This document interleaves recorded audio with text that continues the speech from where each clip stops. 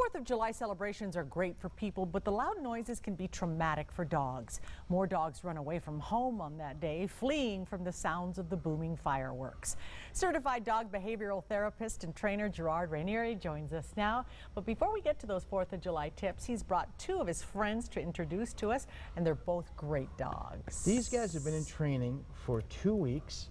This one right here is Bella, and she's a purebred American Pit Bull, and she is beautiful, as tame as can be and sweet. You know, the reputation of pits can be mixed, but you know, it's all on how you raise them and how they're brought up, and she's a wonderful dog. Lover. She's a lover, absolutely.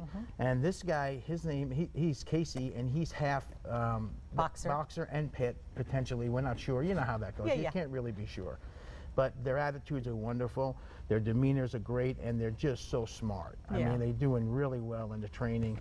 And so, I mean, the biggest thing with people always get caught up in, oh, it's a pit bull, and oh my God, can I bring it with a child? Can I, you know, I've seen pit bulls that I would trust with a child more than I would a Chihuahua. And I'm not exaggerating. So it's really, the breed matters, of course. Certain breeds are prone to certain things, but really what matters most is the dog's temperament. Absolutely. Before we run out of time, let's get to the tips. Okay. What's the most important things should know about 4th of July and their dogs? And I know you've heard this a million times. Put your tags on your dogs. If they get away, even if you're home, you feel safe, your dog's collar goes off, there's no ID. Put them on, just for like 2 days before and 2 days after the 4th of July. You know, the biggest thing too is always don't leave your dogs alone outside, because they hear that noise that they're not used to and they jump the fence and they're gone. That's it.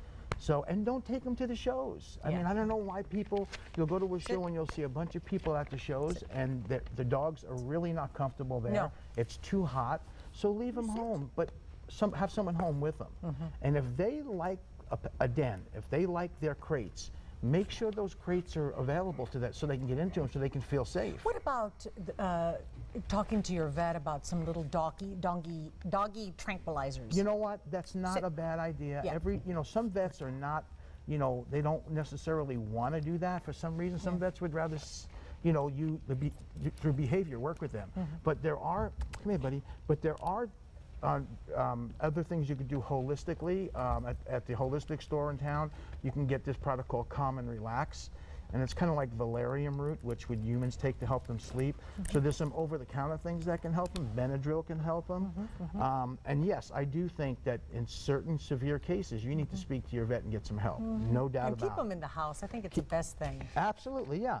And I mean, the 4th of July part, I had to touch on this thing. I don't know if everyone realizes this, but you know, remember the Little Rascals? That dog Pete was a pit bull.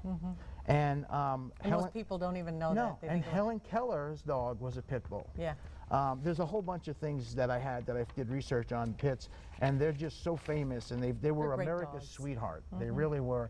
And of course, things changed through the years with the training and everything else.